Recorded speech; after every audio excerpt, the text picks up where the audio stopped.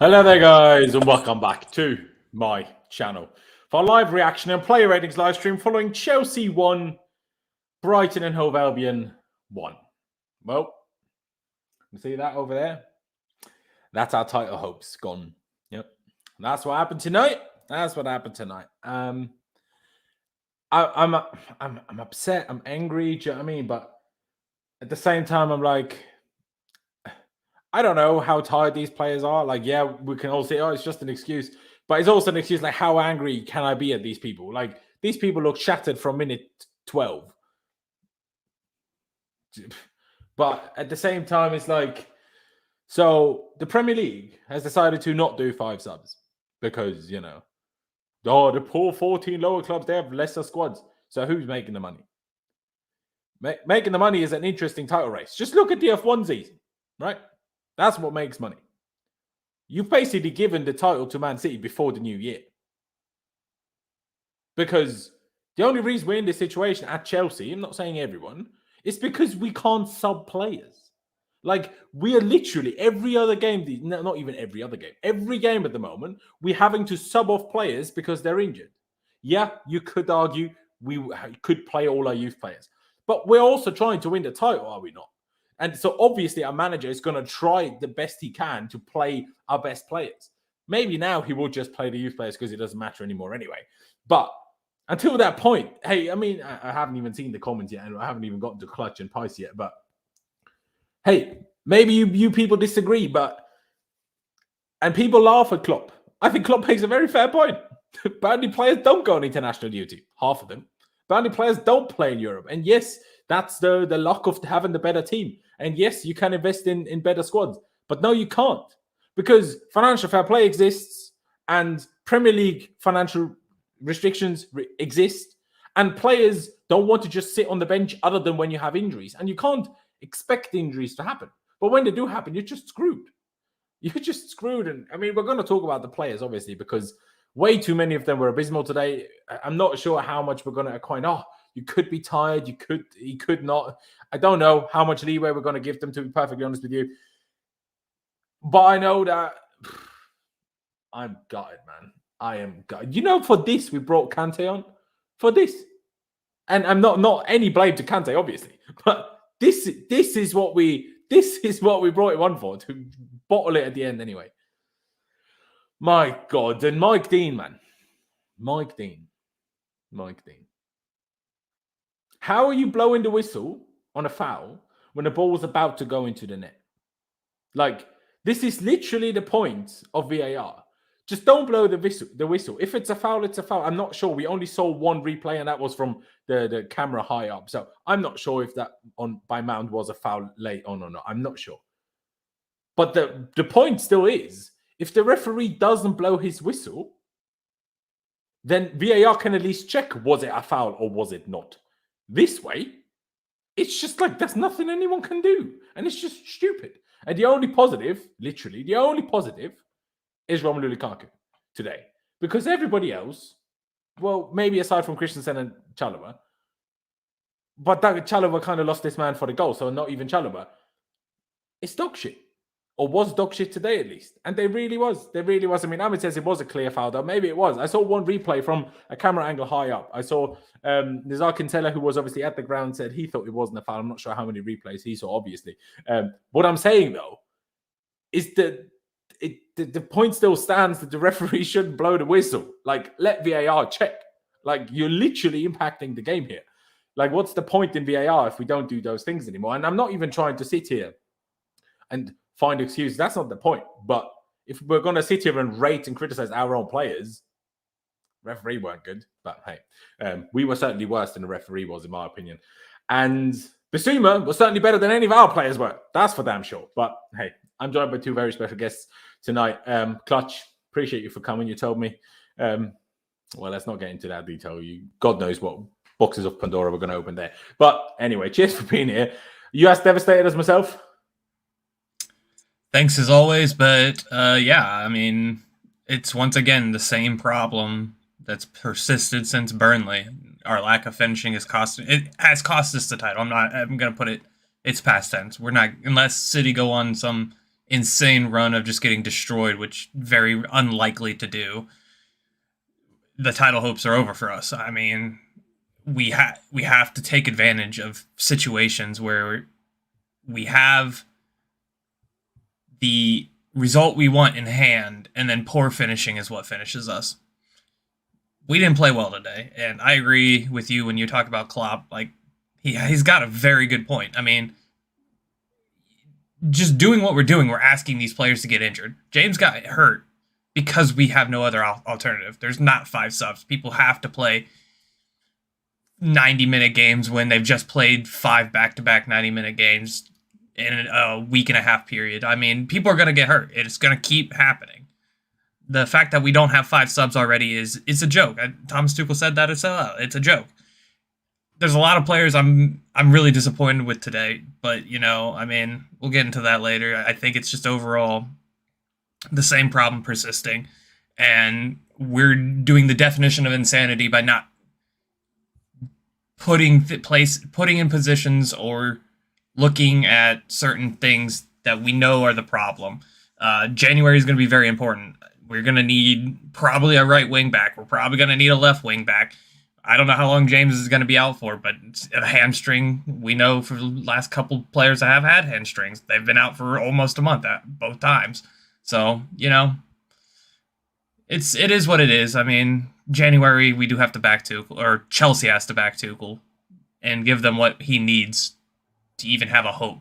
Because I don't know if it's just Champions League now and then the other 2 titles that we're going to fight for, or maybe we get very lucky and City have a problem. But that's where I'm standing at the moment. I agree. I mean, I'm just hoping that it's only a hamstring injury for Reece James. Obviously, that was the report from on the ground, as they say. But the way he walked off didn't look like it was his hamstring to me. Again, that's only judging from TV. So obviously, I don't know any better than the people that were literally there. Of course not. But it didn't look like it. So I'm crossing my fingers. It's just a hamstring injury, honestly. Pice. I don't even know what to ask you, bro. Like, I'm so annoyed. But the problem is, I don't even know who to be annoyed at. I'm annoyed at the players. I'm annoyed at not having 5 subs. I'm annoyed at all our injuries. I'm annoyed at so many things, and I don't know who to aim my annoyance at. Yeah, I mean, accumulation of things, I think, like you just mentioned. Yeah, to be honest with you, I know a lot of people are annoyed, and I am, but I kind of sensed it was coming, so I kind of made peace with the fact we was going to drop points anyway, around the 75th minute mark. I thought, yeah, they're definitely getting a late goal, so when it went in, I wasn't as mad. I was just like, oh, there you go, kind of reaction. You know what I mean? It's just typical. So, yeah, I mean, we just looked really tired tonight, I can't lie. We looked absolutely shattered. We didn't press, and the times we did press, it was disorganised. Players looked absolutely shattered. Jorginho looked out on his feet. He looked absolutely beside himself. He looked absolutely knackered. Kovacic wasn't good in the first half. I mean, both of them, they just got really bypassed really easily. Could have had an assist to Lukaku at the end, but it was a great block. Just things like that, little things like that I wish just went in, the Hudson-Odoi attack. You know how highly I rate him, but I got a whole one today. It wasn't good. He wasn't good today. He messed. I just look at that. I just don't know why he doesn't have the confidence to shoot. Like, I don't know. Messed up that attack, and just overall, it was a shit game. I mean, my mood went right down when Reece James came on. Reece James came off. I can't lie. I mean, Alonso was just absolutely fucking diabolical in my opinion when he came on. I just don't think it was good enough. I thought, we might hang in there, but at the same time, I was thinking, no, they're definitely going to score late on because that's usually what happens. 1 goal isn't enough. Sometimes 2 isn't enough either. So, title's gone. That's 100% confirmed. Man City are just relentless. I mean, even games like tonight so far where they're not playing great against Brentford, I wouldn't be surprised if they end up winning 2-0 or see the job out, unlike us. We've had too many draws at home. Everton, Burnley, Brighton, Manchester United when they had Michael Carrick as manager. It's not looking good for us, and we need to back Tuchel now. It's a big moment for us in January. We need to back him. 2 signings minimum, left wing back and a midfielder. Hopefully we can sign Tchouaméni. because we need a midfielder desperately, bro. We can't. I said to you this duty. Can't speak. I said this to you the other day that I was really worried about Jorginho overplaying. Look what happened tonight. He played absolutely awful because he's being overplayed, in my opinion. So, but it's not Tuchel's fault. I feel sorry for Tuchel. He's got no choice. You know, are you really going to put Saul in there? We probably would have lost 3-0 on transitions if Saul played. You know what I mean? It's just it's stupid. We can't rely on Kante either because he's injury prone. Amazing when he came on, but we still can't rely on him. So, we're stuck in a bit of a rut, and it's going to be a turning point in January. Do they back him, or do they get, you know, just one meaty little signing and ignore other areas? I think sometimes people think, oh, you know, it's just a January window. Like, if we're a big club, we go out and back Tuchel. We go and try. We really try. We place bids. We not just talk to agents, because you can do that even when it's not a window. You go and place bids for players and actually look like you care about the manager, because I tell you now, I really, really, really struggle to find. And I'm not saying it's getting to this point. I'm just saying if worse goes to worse and like we finish off the season absolutely abysmally and he goes or something, then you know I just don't want the cycle to continue, because I can just guarantee you after tonight, like 1-1, the board will probably. You know, I don't know. Would they blame it on Tuchel? You know, I don't know. I mean, this club's just so fucking harsh. I don't know, man. Let's go on to player ratings. I've got so much to say.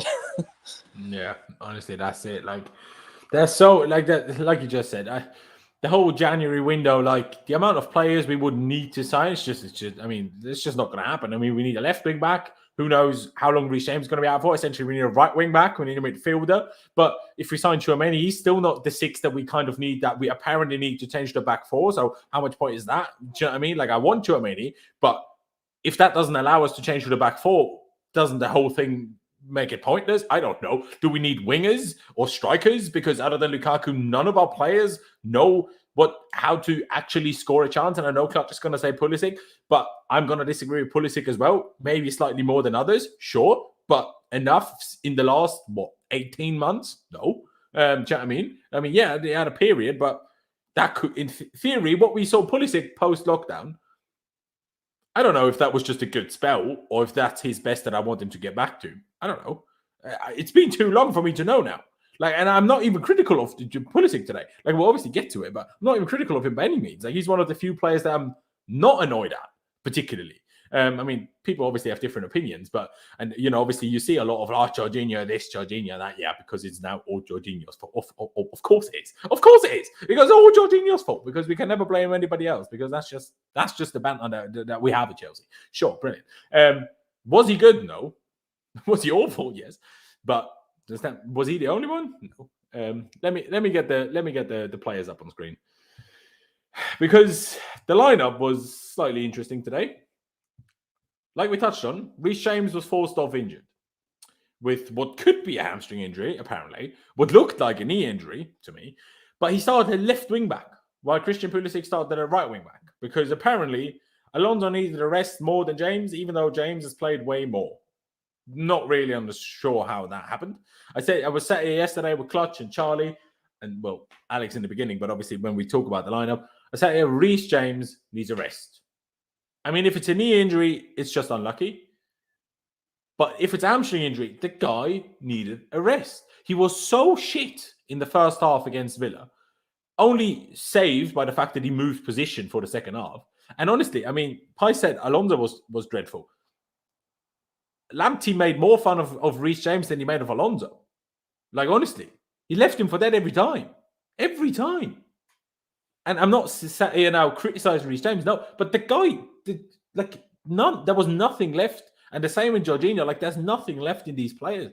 And the fact that Hudson-Odoi played another, 75 minutes or whatever it was, Lukaku had to play 90 minutes, Kovacic had to play 90 minutes, Jorginho had to play 90 minutes. Bloody Pulisic, I know you got one game off the other week, but he's been playing a lot in the last 2 weeks. Yeah, always out of position, but he's been still playing a lot. Christensen came off injured as well. God knows what the injury is, because he got injured. Then we thought he had to come off. Then he actually played really well as one of the only players that played really well for the last 10 minutes of the first half. And then he had to be subbed off anyway. So what even is the point? Mendy, great on his line. But can someone give the guy a slap on the back of his head? Because the guy has no clue when and when not to come out of his goal. Like, that was one moment early in the game. Like, Rudiger and Christensen probably were literally both just there blocking the attacker off, literally for Mendy to pick up the ball. And he just didn't come for it. And then he came in one moment where I'm like, bro, stay in your fucking goal, man. What are you doing? Obviously, he made some good saves, so that's great. But and the distribution again, bro, what are you doing?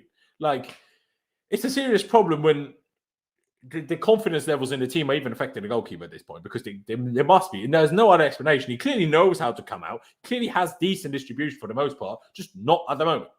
So where's this coming from? I'm going to give him a 6 because some good saves, but yes, I know it didn't lead to anything, but most of the saves were fairly comfortable other than 2, right? So the fact that he has no clue when to come out of his goal is really triggering me at the moment. So I hope that can fix up itself, whatever the word is. Obviously, it's one more game against Liverpool now, and then he's off to the African Cup of Nations anyway. So who knows? Clutch, what you reckon, Mendy? Is this 6 fair in terms of? I presume everybody agrees that he was awful at coming off his line today on multiple occasions. So that takes some points off, and the couple of good saves put the points back on, and we end up on the normal 6 again. Yeah, I'd probably agree with that. I was going to give him a 5, but I think you've talked me up into a 6. I tweeted earlier, I said, Mendy is one of the best goalies I've ever seen with his hands by a distant mile. I'm when the ball comes in and it hits him, he hardly ever parries it out to where a dangerous player is or anything like that. He hardly ever makes that mistake. But when he has to come to playing with his feet or playing the ball out of the back or something like that, I don't what is that? I know Kepa's there. Can Kepa teach you how to do that? Because I know Kepa can do it pretty well for the most part. That's the only problem I had with Mendy today was out some of his decision making from outside the back. Yeah, fair enough. Pice, what do you reckon? 5, really hesitant coming off his line. Made a couple of decent stops. One from Lallana, I think. There's also a long shot from Basuma, but yeah, hesitant on the ball, hesitant off his line. Yeah, there was one as well where he should have come out and collected the ball from Christensen. Christensen shouted at him. I don't know. Yeah, 5 wasn't great today, to be honest, like the rest of them. Fair enough. 5. I guess that puts us at it. I'm just going to give him a 5 on. I can't bother to figure out what's the real thing we go off here. We will talk about a couple of the comments that Thomas Tuchel made post-game when we get to certain players that it works on. Let's move to Aspie. I was not a fan of him early in the first half, but I actually thought the longer the game went on, the better he got, in all honesty. I mean, you can disagree if you want to, and I know we dropped points, but I was generally not too displeased with Aspie. He hit the post in the first half. Hey, I mean, you might say I'm too high, and trust me, I'm going to go low, but I'm going to give Aspie a 7. Maybe I'm too high. Maybe it should be 6. I don't know. Pice, what do you reckon? Actually, I changed my mind. 6.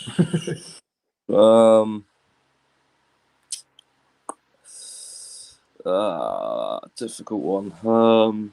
Yeah, I guess 6 is okay. I don't know. I don't really have many opinions on Aspie tonight. Don't think he was great. Didn't think he was bad.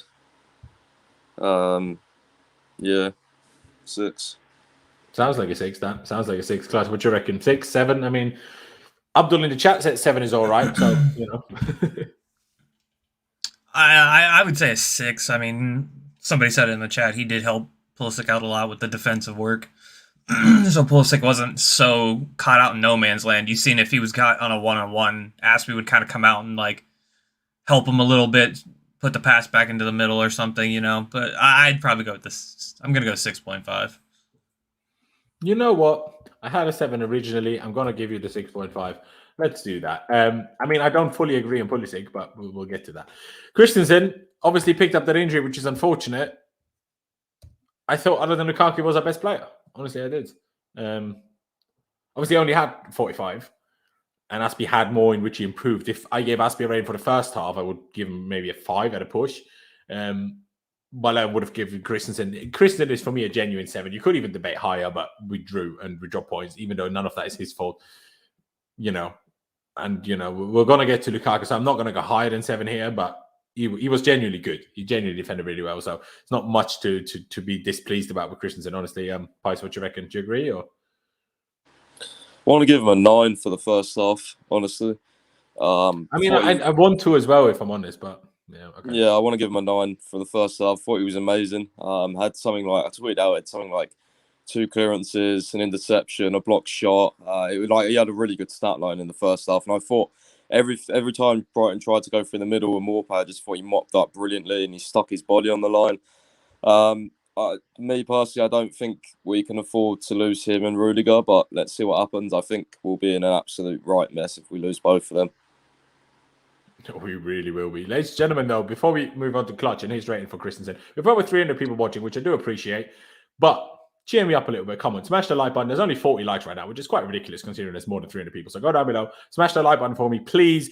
It's just one click of a button. Doesn't cost you any money. Barely cost you any time. It really helps me out and it cheers me up. And, YouTube algorithm and that. So please do that. And subscribe if you haven't already. We're on the road to 15,000 subscribers. Again, cheer me up a little bit because it's a howler. It's a howler of a day. Like, even if we won, even if we kept the 1-0, Reece James' injury put me in such a bad mood, like Pies touched on earlier. Like, even if we won, I wouldn't have been sat here like all gassed and shit. Do you know what I mean?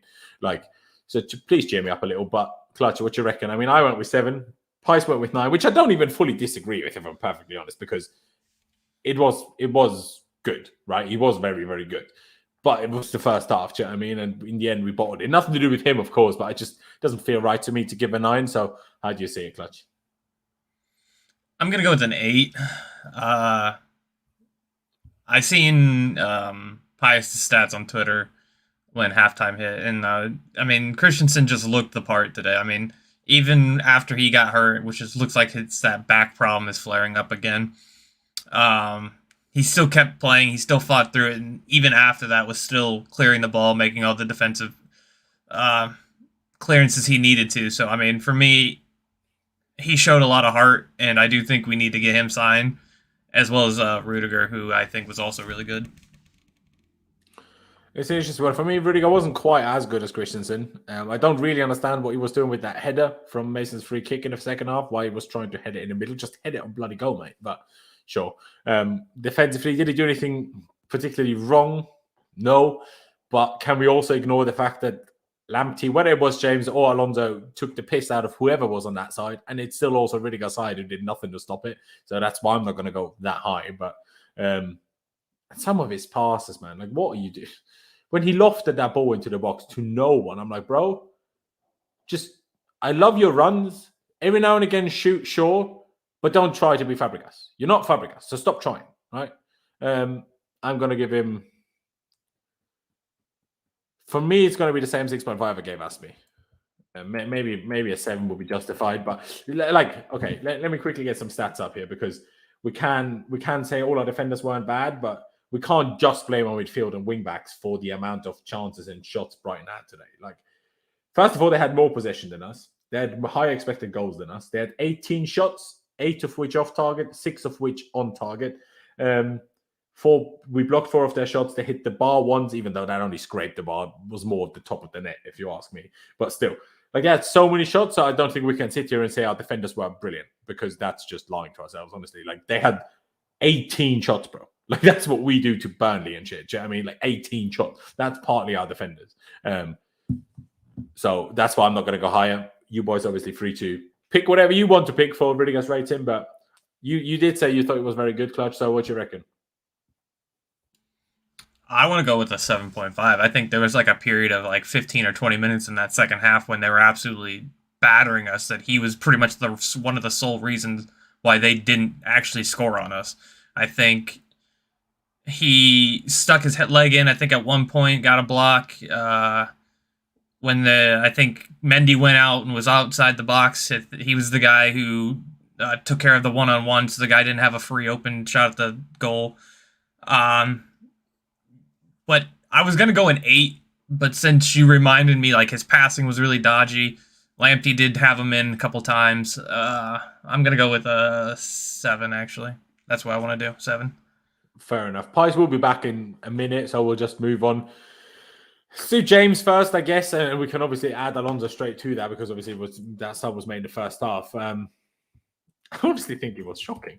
Like, he was not involved in any attack. Like, honestly, Rudiger refused to pass to him. Kovacic refused to pass to him. And the only person I ever saw on the left side was Hudson-Odoi in that first half. So, and when he was defending, Lamptey took the piss out of him every single time. So not great. But should Lamptey have been booked for the first challenge on him? Yes, for sure. Should Bissouma have still been on that pitch? No, because he was booked already. And he started grabbing Mason Mount on the neck and nothing happened except Mason Mount. Well, and Bissouma, but still getting booked. Again, what's going on? Let alone the foul on Pulisic after stamping on him. Not stamping, but like, again, it wasn't an awful foul, but it's enough for a second yellow, which again, VAR, what is the logic in reviewing red cards but not second yellow cards? Because they essentially mean the same thing. What's the logic? I don't understand. But Reece James, awful that he's injured. Hope it's not too bad. Get well soon, mate. I'm just praying, and I'm not even religious, that it's just a hamstring injury, not a bad knee injury, because that's what he looked like to me. But for his actual performance until he came off, 3. And that's at a push. Like, there was nothing. To be honest, like, I could say 1. He did nothing good, honestly. Like, I love him. He's genuinely my favorite player in this current squad. But he was awful. Genuinely awful. Clutch, before Pice is back, what do you reckon? You make a lot of good points with Reece James. I mean, Lamptey did seem to have his number. The only thing I'd say with Reece James is you could tell he was not comfortable defending from that side because he'd have to flip his body a different direction than he's normally used to. I want to go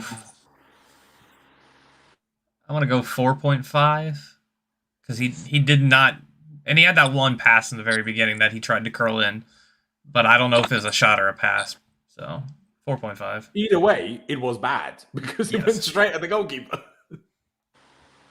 Yes, I agree. So I'd go 4.5. Okay, let's put a 4 for now, and then we'll see what Pice says.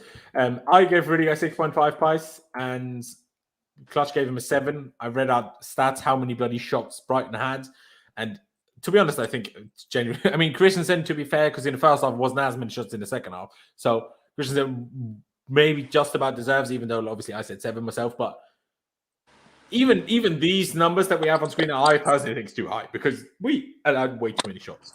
And someone said in the chat, yeah, but if we had no midfield, then they would also have these shots, which is why it's also the midfield's fault. Yes, it is also the midfield's fault, but it's also the defender's job to stop shots. Like the amount of time we gave Brighton to shoot from wherever they were on the pitch, whether it was 25 yards, 20 yards in the box, they had hours and hours and hours of time other than when Christensen had anything to say about it. So, yeah, I went 6.5, Clutch went 7. What do you reckon, Pice, about Rudiger? Yeah, I mean, either one of those. I thought he was pretty good, to be fair. Was trying to get us forward. I mean, that block as well was unreal. I can't believe, if the reports are true, we're not offering that extra 40, 50,000. Like, that is just... I'm sorry, there's some real egos upstairs in the boardroom. I'm sorry. Which block are you talking about? Like Mendy came out and then Morpay passed it back. I forgot about that. I didn't praise him enough. Sorry, Tony. Great block. Still not a great performance, so 6.5 stands. But anyway, sorry, Pice, go on. Yeah, no, I'll give him a 7. And I just can't believe like we're going to let him go, like not offering 140,000 for someone who's like, this is why I kept saying, do they really like want to back Tuchel long term? Because in a 3 at the back, I mean, even partially in a 4 at the back, he's been decent. Like, what's the reason? I'd love to know as to why they're not improving the offer. I think it's just egos colliding, and I think we'll pay the price for that. So, well done, Chelsea. I mean, we might do. We might bloody do, bro. Someone said it here, and that's my only reaction to this discussion in the chat. Tuchel out is not a discussion. Ignore them. Exactly. But Reece James, Pice said, no, Pice, Clutch said 4.5. I said 3. Like, I feel sorry for him that he got injured, and I feel sorry for him that he had to play. I don't understand why he played, but that was not a single good thing he did. To be honest, me going 3 is good because he wasn't even involved in attacking. Like, no one passed the ball to him ever while he was still on the pitch. And every time Lamptey went up against him, Lamptey won that. So if we're to be honest, I would have, if Alonso did that, I would have given Alonso like a 0, if I'm being perfectly honest with you. Sorry, is this Reece James? Yeah. Reece James. Yeah, I think probably probably a 2 or 3. I can't lie. It was really bad. I don't know. I was a bit skeptical of the whole, left wing back situation. It's like when Aspi plays, I just think it's awkward, especially going forward. You have to cut in and go on your right, and it's just we desperately need a left wing back. I mean, if we don't get Digne or like, you know what? I'm not even mentioning other names. I want Digne because he's Premier League proven. If we don't get Digne, this board is absolute disgrace. So I think that has to be done. Absolutely has to be done early as well in January. Don't fucking wait until 2-3 weeks in. Get it done in the first week. He wants to leave. Everton want to sell. Do it. And don't fuck about with it because we desperately need it. We might even need another bloody wing back. I don't know. Like, the squad's in an absolute mess. It's an absolute mess. But yeah, James, not good. I mean, got ripped by Lamptey. Alonso did when he came on, but I mean, Lamptey ended up getting subbed off, so that was like a relief. But and then we still conceded after. We still conceded. So I mean, what can you say? Sorry, Reece, but it's 2 or 3. Love you. Hope your injury is good. But yeah, so, you were bad. He really was bad. Honestly, it was not a good day. Let's do Alonso because obviously he came on during the first half, so. I genuinely believe he was better than Reece James, but not by a lot. If I forced you to stick to one price between 2 and 3, which one would you pick? Or would you go 2.5? I think I'll give Reece a 2, and I'll give Alonso a 2.5. Like, I think there was such minimal in it. I just think it's because Alonso didn't get skinned as much, but he was just so bad on the ball, man. I don't know what's wrong with him. He gets like, oh my god, there was one from a corner as well. You see his corner, like, what the fuck are you doing? Like, just hit the first man. Like, why is it Mount on the corners? Like, I don't get it. Honestly, like Mount has been taken off the corners or some shit. What's going on? I don't know. It just makes no sense. And like every time he got the ball, he passed it backwards. Like, and the thing is with him is like, I can see there was one occasion where Jorginho was free in midfield. He looked at him and just passed it back to Rudiger. I'm like, play progressive, man. Like, it's so annoying. Anyway, I'm not going to go on about him, though. He is what he is. He's rubbish. He really is. I mean, it's Laurenz, just to say as well, Tuchel said in his press conference, we've got no wing backs now. So that, that says what he thinks of Alonso. Yeah. But so we've got no wing backs. Let me just finish James off. Sorry, Pies. Just quickly, because I even think 2-3 is a push. So even though Clutch said 4.5, I'm genuinely if I'm being genuinely objective and fair to every player, I would have given Alonso a 0 or 1 if he did what James did today. So I'm going to give James a 1, which with the 4.5 and your 2 sits us probably at the 2.5. And that sits us at your 2.5 for Alonso. Did you want to add anything more to that, or shall I move on to Clutch Price? No, just move on. I don't think I need to say much. He's clearly going to be not getting replaced, but he's clearly going to be back to the bench, hopefully. Bloody hopefully, man. Bloody hopefully. Clutch, Alonso, what do you reckon? Price at 2.5, what would you go with? I'm going to go with the 2 because we're going to have to see him against Liverpool, and that's not going to be a fun day for us. Can we just fake some positive tests and get the game called off or something? I'll really be bored. That's the only option. I mean, again, I don't know what more to say about Alonso. It's the same thing as always. He does the same thing. Takes too long on the ball. Indecisive. Sure, he's good at free kicks. Sure, he's good when he's open and he's in the box when nobody's guarding that back post, but that's just not been happening recently. So you take the good part of his game away, and what do you have? You just have a guy who is slow. I mean, I don't understand. For a guy that's slow, why did he need rest? Tell me that. Tell me how that makes sense. Well, I mean, he has had back problems, obviously, but I don't know, mate. I don't know. But I guess it does sit us at 2.5 because I'm going to give Alonso 3. I know. Everybody telling me always I have an Alonso agenda. Look at me giving him the highest rating of us lot. But if we have a 2, a 2.5, and a 3, I guess 2.5 it shall be. Let's move on to Christian Pulisic. I'll go first this time. And by the way, ladies and gentlemen, obviously for anybody watching, again, subscribe and smash the like button, please. But obviously we're judging these ratings purely on what they showed on the pitch today. But that's just the rating. I know for a fact that Reece James was this bad both this week and last game, both today and last game, because he's shattered. I know that. I'm not saying he's now shit, but what I see on the pitch and how they played was still bad. Christian Pulisic, some people will disagree. I already saw some people in the chat disagree. I'm going to give him a 5. I know you're all going to disagree. I think he genuinely did a decent job. I think the guy did not stop running for a single second of that entire game. He fell over every time he got touched, which is a bit annoying, and he needs to stop doing that. But I genuinely think he didn't stop trying. And barely anybody else on the pitch other than Lukaku from the non-centre-backs looked like trying in a lot of that game. Yeah, some people might have just been too shattered to even look like trying, fair enough. But at least Pulisic looked like trying. Was it always good? No, but, and Thomas Tuchel does agree, I think that was a penalty. And I think if it's Mo Salah that falls over, or Cristiano Ronaldo, or Bruno Fernandes, they get a penalty. I genuinely believe that. To say here quickly, what Thomas Tuchel said about that penalty situation Tuchel says it was 100% a penalty for Pulisic, who was maybe fouled in the box. That's obviously the rest is not a quote, it's a tweet by Nazar Kinsella. He also says Mount's tackle that led to him scoring was at least a 50-50. Want to be able to check it, which I said earlier. But then in actual quote, is the penalty is a joke not to interfere from VAR. And I agree. I mean, fair enough. If they decide it's not a penalty, I think it's a one that you can give, don't have to give. Maybe that's what, like, if the ref gave it, I don't think VAR would have overturned it the other way. But I don't think VAR spent long enough on that to make a decision on that, personally. So I'm going to give him a 5 because I think he should have won a penalty. Maybe that should have even put him higher, but I generally think he tried.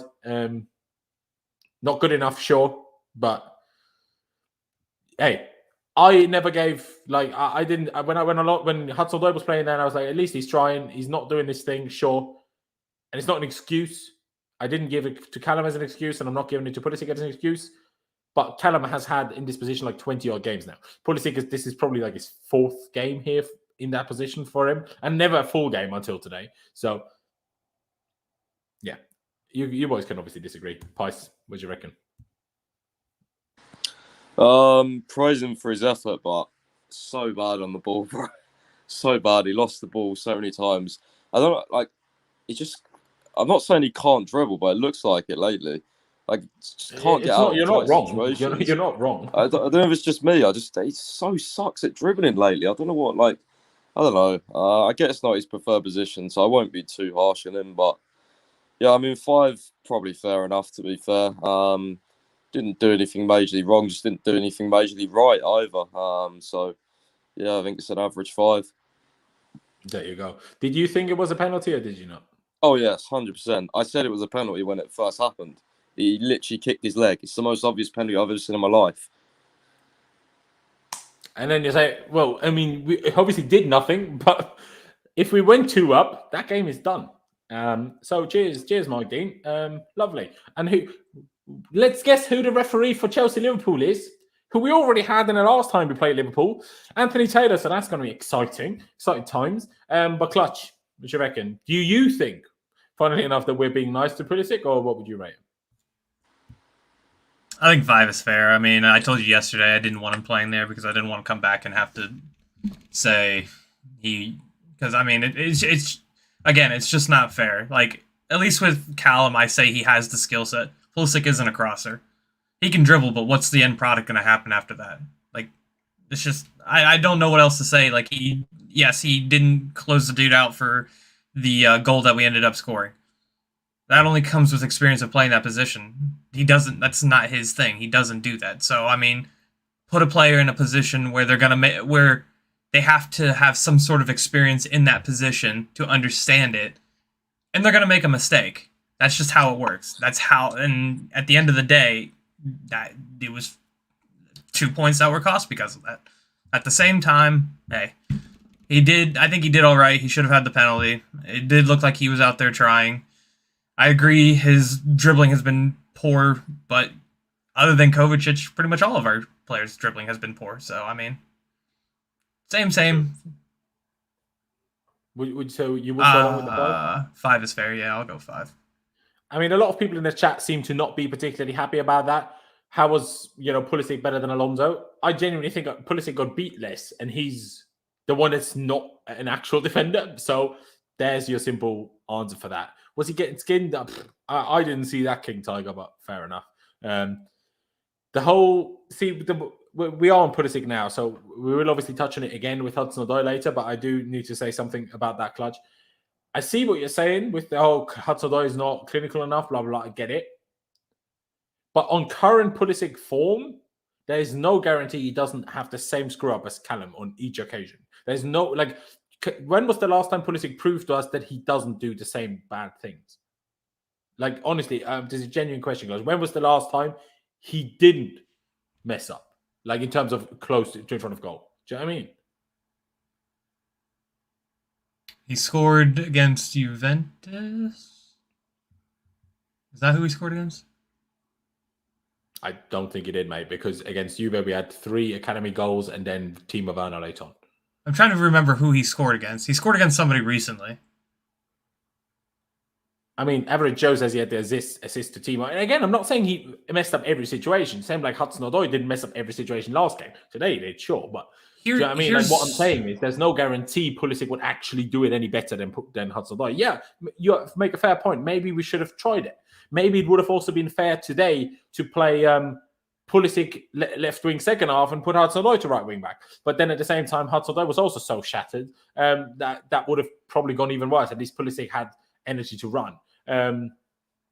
So, like I said, that's the perspective I disagree from. You can't just say, "Oh, if only was Pulisic rather than Hudson-Odoi in the front in the forward areas, then we would have scored." Like, there's no signs for that. Honestly, since Project Restart. I agree on that point. Completely agree. But Project Restart is like 1.5 years ago, bro. Well, here's the thing with that. So after he had his blazing form, right? That's when he got injured. Is literally at the end of that.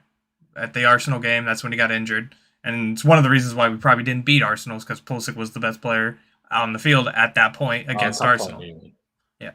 So after that, it took him until November, December to get back into playing. And that's when Frank was going on his bad run. So he was playing left wing with Timo down the middle. And I think Mount was playing right wing at that point, if I remember correctly. My memory's shattered these days.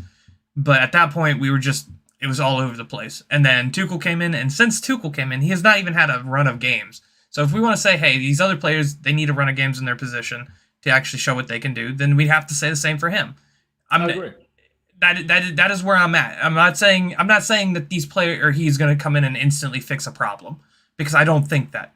But I think if you're looking at the end product and you're looking at what we can do now, so who do we know is actually from history is actually decent at finishing on this team? Lukaku's going to be the best. There's no question about that. I still think Kai's a really good finisher. I don't know where it's gone since he's come here, but I do think he's a good finisher. I think Pulisic is a really good finisher when he has the high confidence. Has not had confidence in how long? Actually, I think the last time he had a good finish was against Real Madrid last year. I think that was the last time I can actually say he actually had a really good finish. But you have to put these players in those positions where they can do that. I think sitting here, we're going after titles, right? And if we didn't have the strength of the team that we do, I would be more than happy to let Cho run amok in that left wing position to try and get him to that position. But we're going for titles. And I'm not going to sit here and say it's all his fault, because it's not. This is a team effort. But some of the misses he's made have literally cost us the points that we need to be there. It's not fair to him. It's really not. Because I don't think that's his game. It's not fair to him to say that should be his game, when I do think his game is creating, like Pius has said. I think he's best creating. His best moment today came from the right. Again, where he dribbled, took on a guy, went past him, and then crossed it in. That was his best moment today. The only problem today was every time he had a chance to create, he tried to shoot for some reason. Or pass it into the middle when he had a one-on-one that I think he probably could have scored. But I mean, like I said, it's not all against Callum, because it's not that problem. It's just I want success now.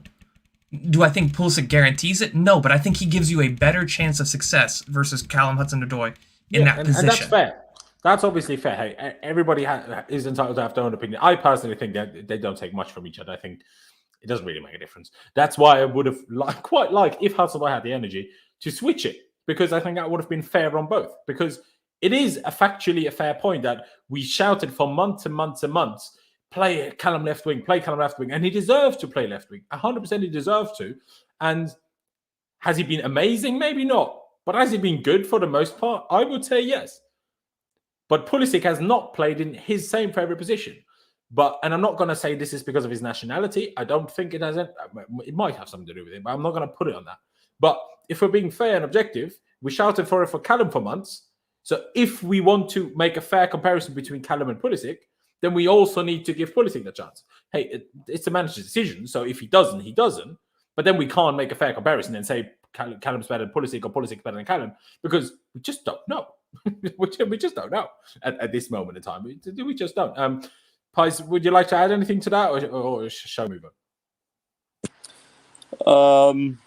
I mean, yeah, you could try Pulisic in the front three, but I don't know if Tuchel will, to be honest with you. No. I mean, we've tried Ziyech, we've tried everyone. I mean, even last season, like towards the end, I'm pretty sure Pulisic played quite a lot on the left-hand side. But then he was decent, to be fair, I thought. Yeah, he only ever played on the right. I think he's only played on the left like 3 times. One of them was the very beginning of this season against Crystal Palace, which he got his goal. And I think the other one was the away game against Palace when he scored 2. Pretty sure he played in the left back game.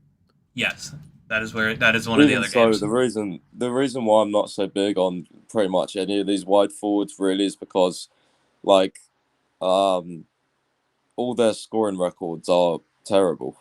You know, apart from Mount, who's improved a little bit, all the scoring records are terrible. You know, I just like Hudson-Odoi because his consistent creativity on the left, but today he wasn't good. I mean, we switched to the right, and that's where he messed up the pass. And I don't know. Yeah, I'm lost for words, really, Laurenz. I don't know what to do.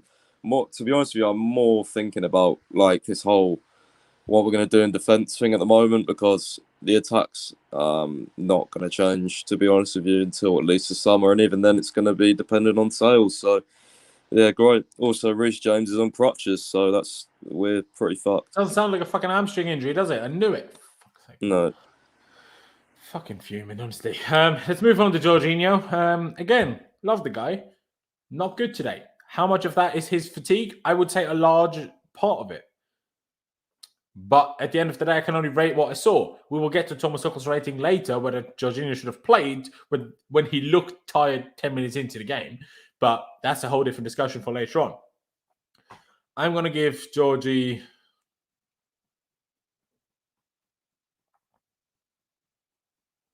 I think he was... I mean, I gave Alonso a 4, but... no, 3, sorry. Did I say 4? I can't even remember. I said 3, yeah. So I'm going to give Georgie the same. I'm going to say 3. You could even say 2, if I'm being perfectly honest. There wasn't much good he did. There wasn't 1 or 2 passes late on that maybe Lukaku could do a little bit more with, but by that point, Lukaku was clearly shattered. Totally understandable, again, obviously. But there was not enough control from both, and criticism will go to Kovacic as well in a minute, from my side, obviously. But there was just not enough control. There was some like weird moments where it just was too slow. It just weren't it today. It just really, really weren't it today. Pies, I'll stick with you. What you reckon, Jorginho? Is 3 fair? Would you go even lower? I was going to go with like a 1, to be honest.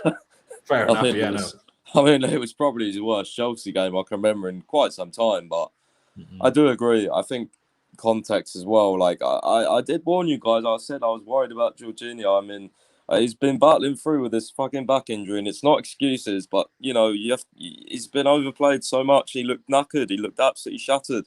But, yeah, I think even on the ball today was quite sloppy.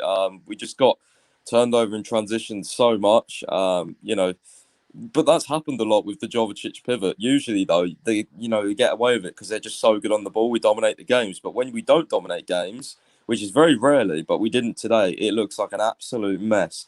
And that's why everyone's going so mental, because we didn't dominate the game.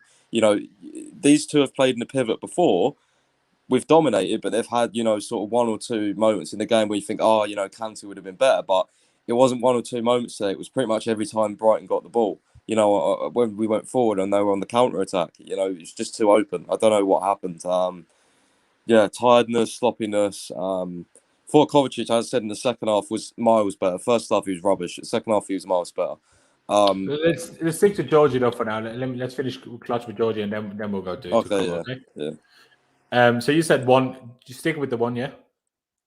Yeah, I mean, You can do, mate. I'm not going to tell you you're wrong. I'm just. yeah, I don't know. Like, it's like, what's the difference between 1, 2, and 3? You know what I mean?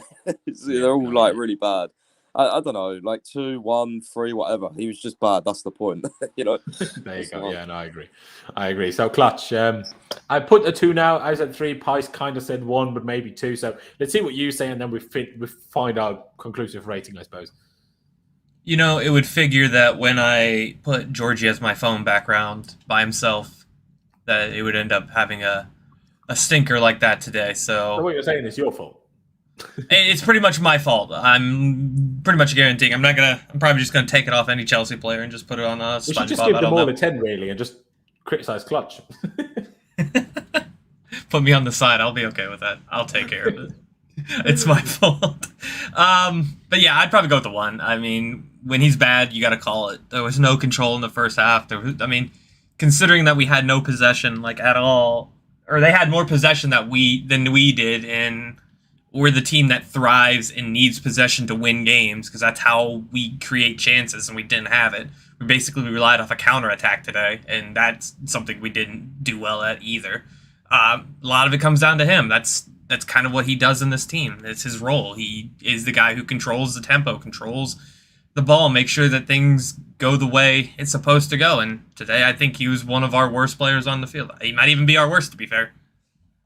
I kind of agree with Dane K's comment, hence why I went 3 when James had the 2.5. But hey, we're here for a democratic decision on the ratings, and here we sit with the 1.5. Obviously, I would have given Joshua a 3, sorry. I would have given Kovacic a 4. I know Pice might think that's a bit harsh. And yes, there were some decent passes in the second half. Could have had an assist for Lukaku, but again, like you said, it was a good, very good block. Because the move to actually get around the guy with his right foot to get his left foot shot away was actually good from Lukaku. And there were some good passes. And I saw someone, I think you tweeted it, or it wasn't a response of someone's tweet post, but someone said, yeah, but, a bit sloppy and stuff. But someone said, yeah, it's because he's taking risks. And yes, he did take risks, and that's why I'm not super badly critical of that aspect. But the percentage of how many of his high-risk passes came off was too low for me.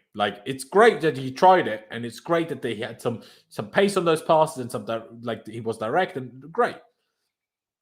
But I can only give that so much praise if those passes too rarely, in my opinion, came off. So yeah, I would have gone 4, which is slightly higher than Jorginho for me, because I would have given Jorginho a 3, obviously. So let's see what you boys say.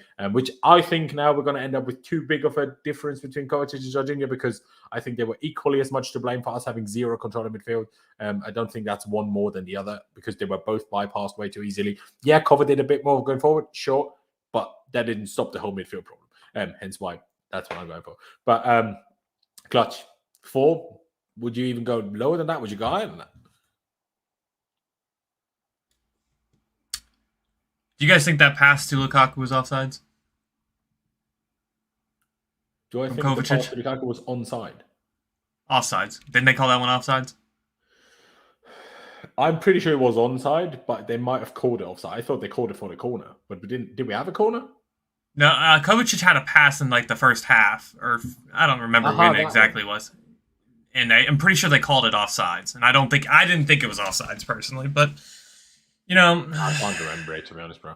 I think he had a couple good moments, and I think he, like Pius said, he did grow into the game a lot better, especially when Kante came on and he could have a little bit more free flowing. But you make a good point. Him and Jorginho were equally responsible for the reason why we lost so much possession. So, what did you say for Jorginho? You said 3? I said 3 and Cover 4. Then I'm going to go 3 Jorginho. I'll raise mine up. And I'll say Kovacic a 4.5 for this, mostly for the second half. Did you raise yours from 1 to 3? Yes. Okay. And then you said 4 or 4.5? 4.5 is what I said for Kovacic. There you go. Let's see, Pice. Can we play a game, Pice? Let me guess what you're going to rate Kovacic. And not even to take the piss, honestly. I think you're going to say 5. Maybe 4.5. Well, 4.5. close.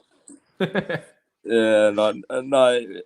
You know, I have to be honest. It wasn't good at all in the first half, and you can't just blame Jorginho. Kovacic was there as well. I just think he saved himself a little bit in the second half with his progressive passing. I think he was on the ball more. And yeah, I was the one who replied like he was a bit sloppy, and then Will replied, "Oh, he takes risks." I was like, "That is true." But it's I don't know. I just like Kovacic so much because he actually tries to fucking like get us scoring a goal by putting the ball forward. You know what I mean? Like it's just there's so many games where we're just sidewards, and then like even when Kante came on as well, like Kante is so energetic, just try to get us forward, but I don't know. Yeah.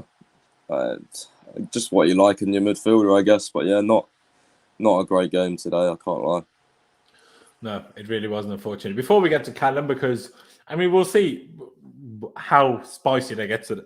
Spicy they get today that we don't have Jester here. But with the chat, I'm sure it will. I'd like to talk about Mason Mount first. Obviously, he assisted Lukaku's goal with a good corner. He had one other good corner, but most of his corners were pretty bad. Obviously, he didn't take the corners until Reece James came off because then Reece took all of them, I'm pretty sure. And then Alonso still took a couple, which, again, I will never understand. Alonso is actually tall. So why don't you put him in the box? Because we clearly have players that can at least take similar quality, if not better, corners. So surely if he's better and actually decent at heading, surely put him in the box instead. I don't understand. Hey, Anthony Barry, I'm sure knows better than I do about set pieces, but I don't understand it. So, hey, if anyone has Anthony Barry's number and I can ask him, let me know. But Mason Mount, what can I remember of Mason Mount? I mean, I'm still not sure if it was a foul. It's a one replay, like I said, and it was from way too far away to judge that. I've certainly seen lesser things not given as fouls. Obviously, the situation makes the ref always likely to give a foul in that position. I get it, but again, we have VAR, so why wouldn't we use it? But did he do anything positive other than that? He got better as the second half went on. His first half was genuinely diabolical. But the second half got better. He started to figure out how to be Cucurella, or Cucurella. I'm not sure how to pronounce his name. He started to figure it out a little bit. Not perfectly, but he started to figure out a little bit. But did he do much right? There was one other corner's cross free kick delivery, that went to the far post to Rudiger when Rudiger decided to not head it at goal, but across the middle. But I'm going to give Mason, for the work rate in the second half, and I know, what people are going to say, but I'm going to give him a 4. Maybe I could go 3. But if I gave Jorginho a 3, I think Jorginho was worse. So if I give Jorginho a 3, I have to give Mason a 4. But obviously, we could debate whether I should just lower my own rating for Jorginho, arguably. But yeah, I'm going to go 4 for Mason. What do you reckon, Clutch? See, I think he was really poor for like most of the game. Like I think his final third decision making again was really poor. I think he did everything you want out of Mason Mount for the skill set he has, right? So he did his pressing. He was always running, tracking back, working really hard. But not just his fault, but I just don't think we pressed at all as a team today. And I don't think this was, well, maybe it was because we were too tired, but I don't even think it was instruction today. I think the plan was to not press as high as we usually do. I'm not sure if it's to save energy or if it was to stop dangers over the top balls. I don't know. But it was clearly not just we can't press today because we're too tired. It was clearly like, okay, we don't press as high today as we usually do. So I thought that included Mount. I'd agree with that, actually. 4.5. I think he was a 4 overall, and then give him 0.5 for the assist, probably. Fair enough. I mean, Fantasy PJ Toy is very unpleased with myself, saying no way should Mount be rated lower than Pulisic. Well, one of them played out of position, the other one didn't. So that plays a bit of a factor, in my opinion. You said 4.5, did you? Yeah, I did. There you go. And Pice, then, what about you? 4, 4.5? Would you go higher? Would you go lower? 5 because of the assist and the effort, I think. Also, he played in multiple different positions today. Played on the left, played on the right. Left and on the right. Dropped in the middle as well, made a 3. Really? Yeah, timed a 4 as well. Towards the end of the game, dropped into the middle. So I think when Kante was on a 5. Huh? When Kante was on already, you mean? Yeah, it was just much. I was watching him. He was just much more defensive. I think he was dropping back more. He wasn't up there with Lukaku because he started up as like a 3-5-2, and then he was dropping back more because we were just. I don't know whether it was instincts. I don't think it was instruction. I think it was just instincts. I can't lie, because he was just everywhere. Like he was. He was certainly trying. He You was a can't fault werewolf. him not trying, and he was certainly trying to. Hey, I mean, when it was a foul or not, he was the only one that got us close to a second goal. Well, I guess Lukaku, but him and Lukaku. And I guess, hey, if Callum, see, we'll get to Callum now. I personally, I mean, I get, yeah, he could have gone for goal, but I personally think the pass is the right thing to do. He just took too long to pass. He just waited 2 steps too long to pass it. Because otherwise, we talk here about the fact that Mount scored another goal and we won 2-0 and he gets like a 6, maybe 6.5. Do you know what I mean? Because Mount has missed then. Do you know what I mean? Let's not kid ourselves. And I'm not saying now, oh, it's all Callum's fault. Otherwise, even Mason would have been great. Not what I'm getting at. But what I'm getting at is I don't think Callum effed it up in the sense that he passed when he shouldn't have passed. I think he just passed too late. Because I think the pass makes total sense there. Because then you just leave. Because if he goes for it himself, there's a chance the goalie pulls over a great save. By squaring it, you basically take the goalie out of the equation. And that should guarantee the goal. So that's why I'm saying the pass is not the bad idea. I just think the pass came too late, which is part of the problem, which is his decision-making and deciding, do I shoot, do I pass? And I think also, I'm sure he saw the comments since the last game where he's like, how many people were talking about, I can't shoot though? Like that was him today. To me, he looked like a player that was told he can't shoot and he wanted to prove everybody wrong. Because I swear every time, especially in the first half, he got into decent positions. Every time he just shot, I'm like, bro, what are you doing? Last time you got us a goal by crossing into Lukaku, and now you decided to shoot every time. I don't understand.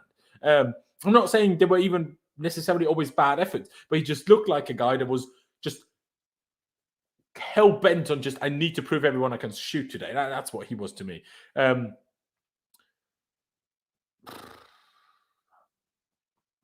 don't know what to rate him because everybody's going to say 0 and 0.5. Do I think it was genuinely a 0 or 0.5? No, I don't. Do I think he was worse than Georgie? To be honest, no, I don't. Do I think he was worse than Reece? I mean, yes, but there was one moment the whole pass to Manchester. I mean, like it's one moment where like Reece got spun like what 5 times by Lamptey in the space of 25 minutes. So I'm gonna give Callum the same 3 I gave Georgie. You guys can obviously go lower, higher, whatever you think is fit. I understand that the chat is going to be way too low. I get it, but to get a 0, you need to literally do every moment in the game, essentially do everything wrong. And I don't think he did that. Did he do a lot of things right? No, but that's why he's not getting above a 5. Do you know what I mean? But yeah, that's at least my opinion. I think the pass was the right move, just too late, unfortunately. Clutch, do you think the pass was the right move, just too late, or do you think he should have shot? I think he should have shot. I think it was probably the best. I like the idea of squaring it over to Mount. I really do. I just don't think there was space. Maybe the thing is, I think he can make that pass. I think that is the problem I do have with it. I think he can make that pass because he's a really good passer. But in that moment, it's that final third decision making that is really keeping me. And he also had a couple passes, like he tried that same backhill pass that he tried the previous game that didn't work. This time, Tuchel gave it a clap, though. Fair. I don't want to be too harsh. Definitely had the worst back heel of the day today, and Aspie the best one. I agree. I very much agree. For a guy who just came off of 90 minutes after coming back from COVID, probably shouldn't have even had 90 minutes, but deserved the start today. I'm not going to go anything lower. I'm going to agree with the 3. I'm going to agree with the 3, maybe a 4. I'm going to go with the 4. I'm going to be nice today. Just to quickly react to this, yes, the 1-on-1 did cost us in the end, but it's not Callum's fault that defenders couldn't stop them from scoring. Brighton had, until this point, I think scored 17 goals in 18 games. We're the 4th lowest scoring team in the league, behind only Norwich, Burnley, and one other team, probably Newcastle, but I'm not sure, scored less than Brighton. So, yes, it's Callum's fault that we didn't score more, or that we didn't score that one chance. It's not City's fault that we kept a clean sheet, that we didn't keep a clean sheet and therefore won the game. So, yes, he effed up. He really did. But hey, you people know I'm sometimes critical of Callum, I'm sometimes praising of Callum, and I'm the same with Pulisic, and I'm the same with Mo. I try to be as objective as I can. Yes, I have a bias towards Ruben, and I have a slight bias against Alonso. I fully admit that. I always try to be as clear and as transparent as I can. But to say now he is the only reason why we didn't win, that's crap. Like, that's just not true. But hey, Pice, what do you reckon? We 2-3 so far. So what do you think? Yeah, probably a 3. I can't lie. Wait, what rating did Jorginho get from us? In the end, 2.5. Yeah, I mean, probably 2.5 then. I think they were both as bad as each other, I can't lie. Especially because Hudson-Odoi, you have so much responsibility. I mean, I just can't get that 2v1 out of my head. Like, I don't know, the pass is unacceptable, and to not shoot, like, even when I was watching the replay... you also think he should have shot, yeah? Yeah, because when I'm watching the replay, bro, like, the goalkeeper looked so hesitant as well. Like, he just didn't look comfortable. Like, I was like, come on, shoot. When I was watching it back, I was like, you should have shot that. Honestly, just have some confidence. See, can I? Yeah. Obviously, you can explain again, and I'm not telling you guys you're wrong. Why I think the pass was right is 2 reasons. Number one, he just sprinted like 60, 70 yards, essentially, or maybe it was 50, to get into that position. Your heart rate being so through the roof, no matter the athlete you are, makes your precision of shooting a lot, lowers it drastically. And from that position, he needs to go either very precisely far corner, either bottom or top, doesn't matter, or very precisely top near corner. Those are the 2 options he essentially has. Or roof it and hope that goal, try to go in the middle of the goal, but into the roof of the net, and hope the goalie doesn't get his arms up. But that's just hoping. And for me, the pass, if it comes off, it's a guaranteed goal, and the pass should be easier. Yeah, he messed it up, but it should be easier than the shot, don't you think? Like, if he shot, I would the shot trying to score is way more difficult in that situation, in my opinion, than the pass. Again, he messed the pass up anyway, so. But that's why I think the pass made sense. Like, if I'm in that situation in FIFA, I'm going to pass it. Do you know what I mean?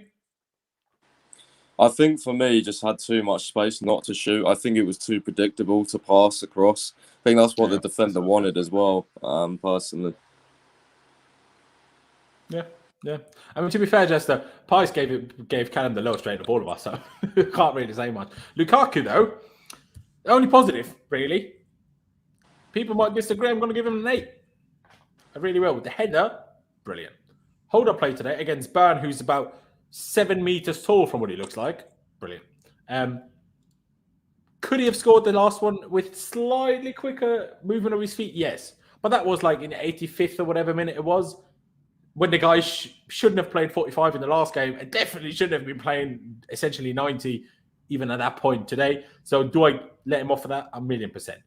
And another couple of moments when he maybe could have turned if he's like fresh, and maybe he could have turned regardless and tried to shoot at least, just because like he's the only one that's actually likely to actually hit the target with a good shot. You know what I mean? But I genuinely think he played well. He's honestly doing the things that I wanted him to do when I was criticizing him a few weeks ago or a few months ago before. Well, not before his injury, also before his injury, but also when he first came back from the injury.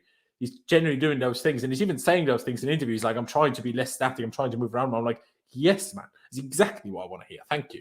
And he's literally doing it. He did it for the 45 against Villa, and he did it today. And I mean, I had the title and the thumbnail, and everything was prepared. Like, Lukaku saved us until bloody, the defense couldn't hack it. But maybe 8 is too high. I don't care. I'm going to try to find some positive, so I'm going to go with 8. Pice, what do you reckon?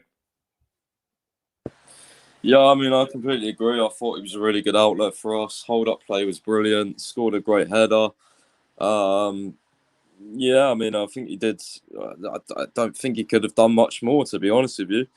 Yeah, maybe we should go 8.5 because you gave Christensen an 8. True. Yeah, true. I mean, I just think it was an all-round. It was an all-round much better game from him. Slightly worried though because he did look absolutely shattered at the end. So, I mean, I don't know whether fitness is playing a part in that. I'm not sure. Again, I think I would presume it is. Yeah, Tuchel did mention he didn't think he was still that ready, but playing 90, hopefully he can recover. Because I mean, if we've got any chance of scoring a goal against Liverpool, it's going to be him. But that's going to be a pretty disgusting game, I think, against Liverpool. I can't lie. I'm just, Honestly, like, I don't my even God. want to think about it, bro. With Reece injured as well now, I'm just like, I'm pretty sure he's going to give Ziyech a go probably because of I would love to see Hudson-Odoi play again just because I want to see if he can, make up for it. But I don't think it's even logical to do that. I can't lie. I think Callum will start right wing back now. But the thing is, like, I don't think he's going to put Pulisic in the front three. Me personally, I don't think he will either. I don't think either. I think we're going to play a midfield 3, front 2. You reckon? Yeah, maybe just try and get a draw. Callum as a wing, because playing a front like a 3-5-2 with Aspie at wing back is even more extremely defensive. Hence why I think maybe Callum. Yeah, the one thing I would say to that though, I mean, we played a 3-5-2 against City. It was one of the worst games I've been to this season. So, I mean, we're going to turn into Jose and try to get a 0-0. Honestly, like, what else are we going to do? Yeah, I mean, as well, if we get a draw against Liverpool, we're still above them technically. So. I mean, that's probably why we would probably do that. I think probably go defensive, maybe, because Lukaku is really, really good on the counter attacks. It's just, who's going to link up with him, who's going to be up there with him. But that's for another day. For today, Lukaku was good, yeah. Fair dues. So we have 2 8.5s then. I mean, again, my real rating is probably 8, but I think he deserves to be the sole highest rated today. Hence why 8.5. Clutch, would you agree with that? I want to give him the 8.5 too. I think he deserves the highest rating, to be fair. Especially a couple times when there was nothing else on, nobody was making the run to even try to help him at the top. And I think it was at the top of the box where he just drew the foul. I think it was over there. I'm not sure, but he did the things that we want him to do. I mean, he was even drifting over to that channel. Like I said, I don't think that was an offsides call. I think that's extremely unlucky to him that his slight pinky toe was out. And that's what they called it on. But, I mean, if we can get him going, we're going to have a lot better chance at making a run at the end if City mess up. But we need to be pretty much flawless. And the scary thing is he just played 90 minutes. And I figured Havertz probably would have gotten some time, but he didn't. So, I mean... Well, he probably would have done had we not had to make 2 injury substitutions. That's true. So 90 minutes, how is he going to recover from that until Liverpool Sunday, right? At least we have 3 days off. It's the only salvaging hope I have. I agree, and it's just Liverpool's going to scare me. But after that, I mean, if they play like against Leicester, we just defend them. We nick one. You never know. There's always a chance. But hey. Let's get to Callum quickly. We could have discussed earlier because he did obviously play the half. Was he bad? No. But did he essentially lose the header against Wellback till first to concede? Kind of, yes. So if we're going to talk about cost us to win for Callum, we need to talk about cost us to win for Callum. Like, we can be nice, and I love him as well when he's been absolutely incredible this season, like an absolute revelation. Like I never expected him to be this good this season. But like someone said in the chat earlier, Callum cost us the 3 points. Maybe Chalobah did. And we'll get to Kante because Kante got nutmegged. Literally nutmegged before we got to which is not good. But obviously Kante was, other than that, was the only saving grace we had late on in the game.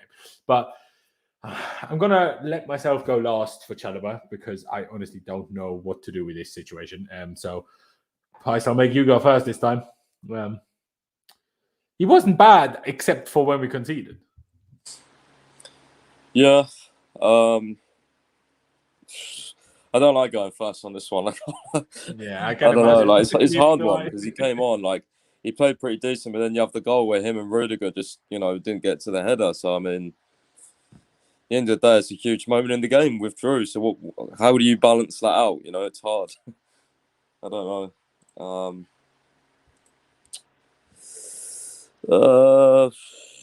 Probably 5 or 6. I'm guessing something like that. Don't know. Okay, I'm going to put a 5.5 for you then so far. Yeah.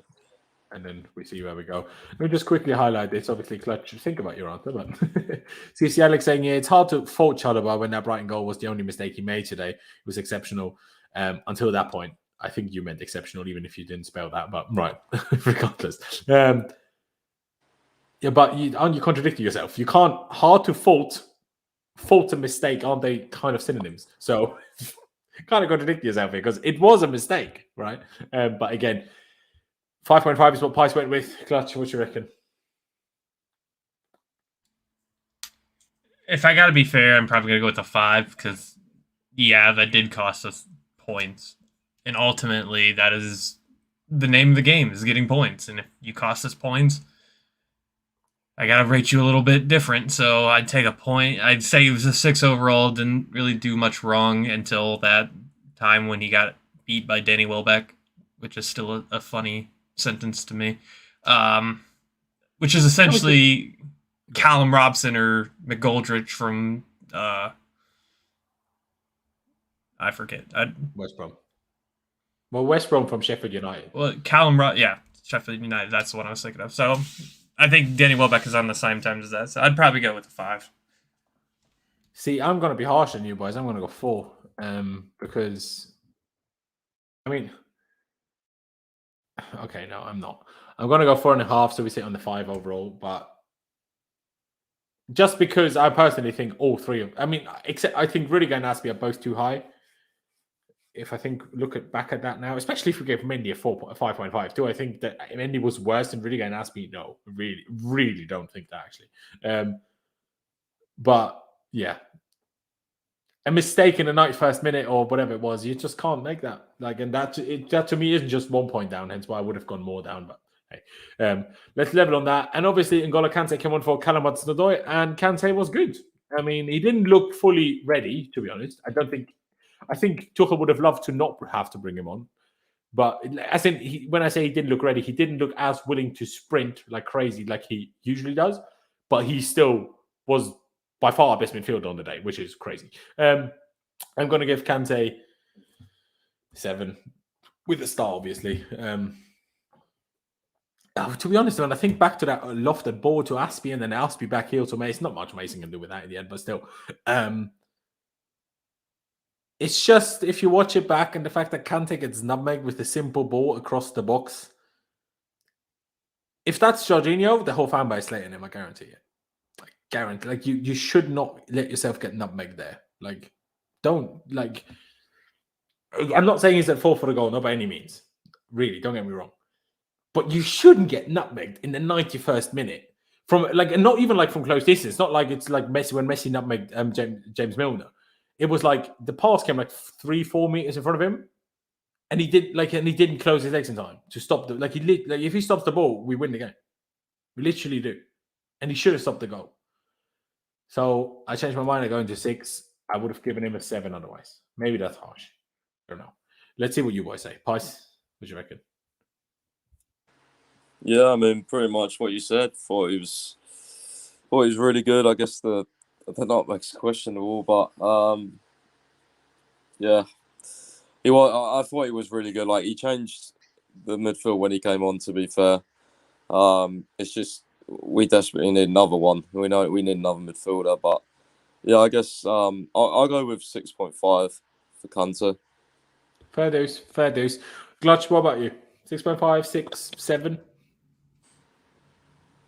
I'm going to agree with Pius. I'm going to go with 6.5. I do think he had moments where I do think he had moments where he looked like he was 2 people because he was winning the ball high up, but yeah, for sure. I mean, that's just what we expect from him. He did bring a little bit more control, but in the end, still lost or drew. Lost points. Lost points, yeah, we did. Let's finish it off with Thomas Tuchel today. I'm going to put him with Jorginho just because that's where it fits the best on this screen here.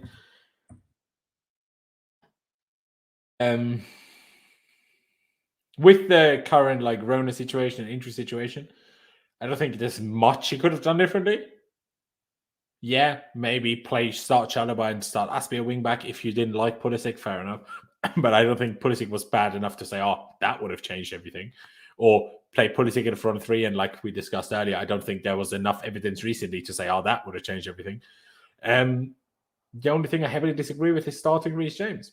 Obviously, it doesn't seem to be a muscle injury, so it's unlucky, sure. But the more tired you are, the more susceptible to any injury you are, and that's just facts. And not just muscle. It's not just about overplaying. It's just they're just tired, and that's what he looked like. And the same goes for Jorginho. We're just lucky that Jorginho is That's probably why Jorginho fell over so easily today. And maybe that's sometimes why Pulisic started to fall over so easily now, because when was the last time he got injured? When he got hacked down like crazy, mofo. You know what I mean? So maybe I slightly understand these players going down easy, especially when they're like not 100% peak fitness, physical fitness. If you go down easier, you're less likely to get challenged hard. So, but Well, like Laurenz, can I just ask you something? Like, of course, what is Tuchel? I'm not having a go at you, by the way, but just to counter your point about, you didn't really understand Reece James starting. Like, what is he supposed to do? Because this is like a must-win game, and I think the depth is just so bad. Like, do you play Chalobah and then you play Aspi Alonso? Like, if that happened, people would be like, "What the fuck's Tuchel doing?" You know what I mean? Yeah. Like, No, I get agree, it, but for me, it comes down to signings, bro. Like I said, I would have just started Alonso, right? And unless you think the plan was to go again with Reece James at left wing back against Liverpool, you can't say this is a must-win game because you would have gone with Alonso against Liverpool. So I just don't understand how Alonso needed more rest than Reece James. I mean, yeah, they have different bodies, obviously, and I'm sure they know better than I do. But from what I saw against Villa from Reece James, the guy needed to not play today. That's what I'm saying. I don't know. I just think he's literally like one of our key players, especially with the deadness in our attack that can't score. Like, the amount of goals he's been getting as well. It's like, I don't know. I just think he has to play, but now he's injured. We're actually screwed. Like, I can't even. We are so screwed. I don't even want to watch the Liverpool game. I can't lie. I personally think the James decision was completely down to Lamptey. I think that was the only reason he even started. Yeah, of course. It was tactical as well. It was 100% tactical because, that you could see that coming from a long way. I mean, do you want Saul there as Pierre? You want to start Alonso? I mean, I asked you the same question. So do you think the plan was to start Reece James at left wing back against Liverpool as well? No, I think he would have played on the right. But I think tactical reasons he had to play on the left today because of Lamptey. I agree with Clutch. No, I see that logic. But against Liverpool, he's up against our left wing back. It's going to be up against Trent and Salah.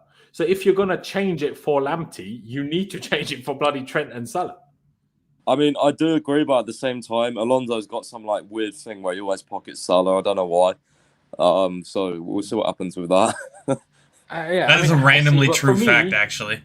It's so true. Salah never does well against us.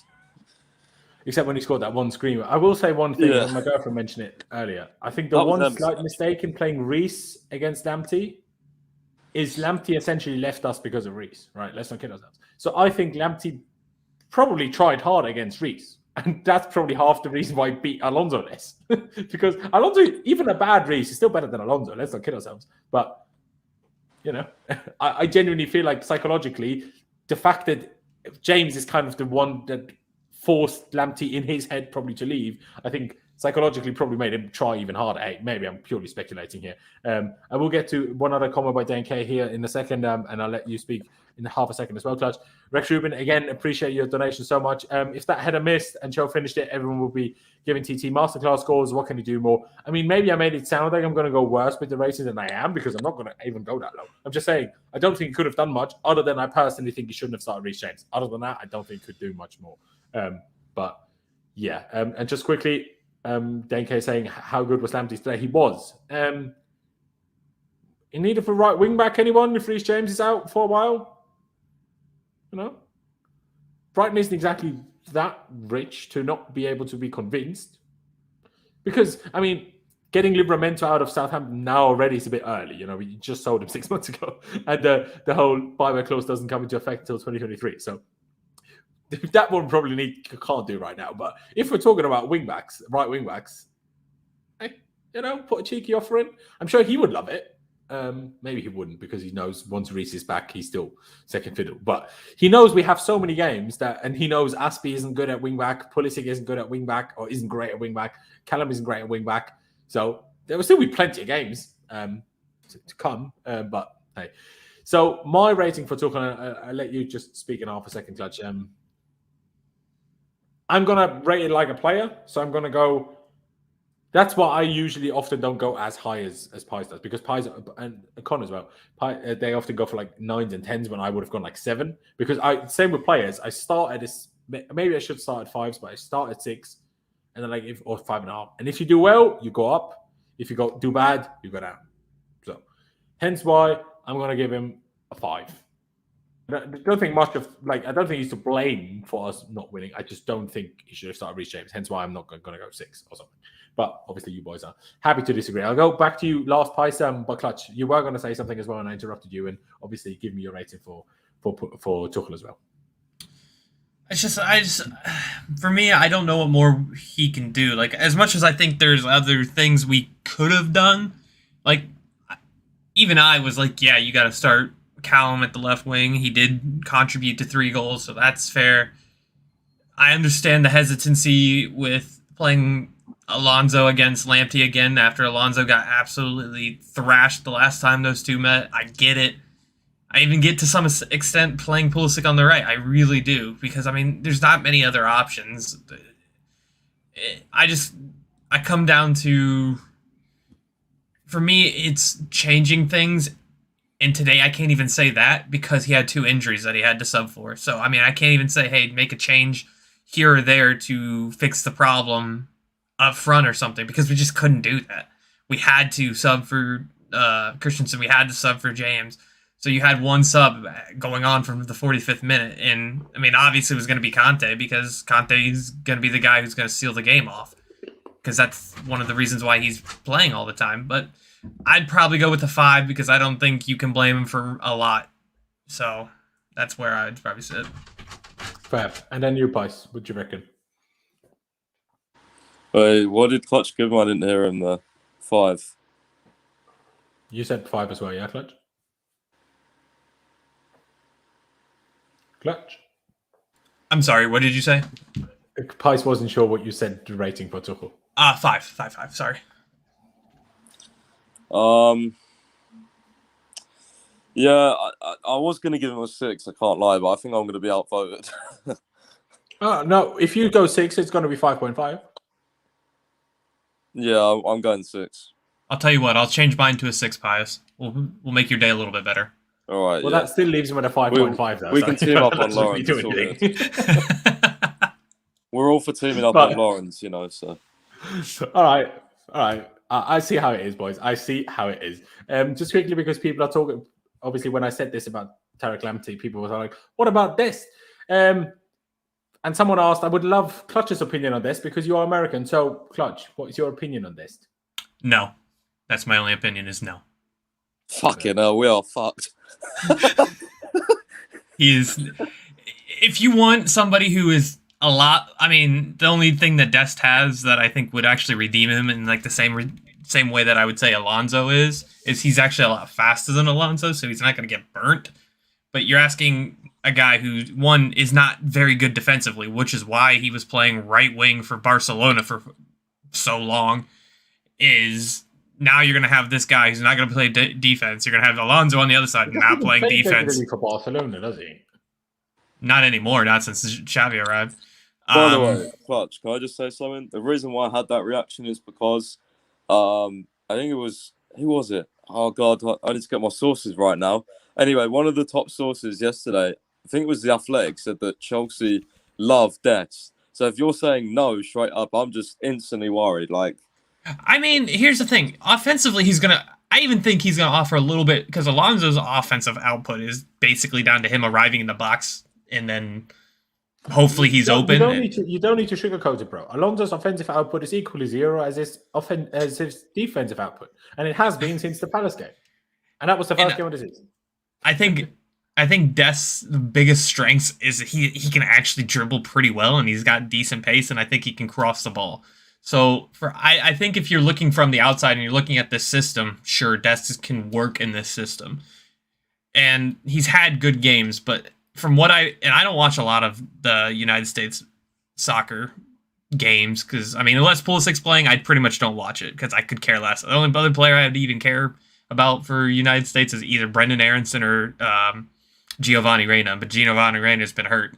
So, I mean, every time I do watch them, I think Dest is the reason why they concede goals, because it's always on the left hand, or it's always on the right hand side where he's defending, because he cannot defend to save his life. So, I mean, for me, if Dest is the option because he can play both right and left, then sure, whatever. But we're putting ourselves into a hole there.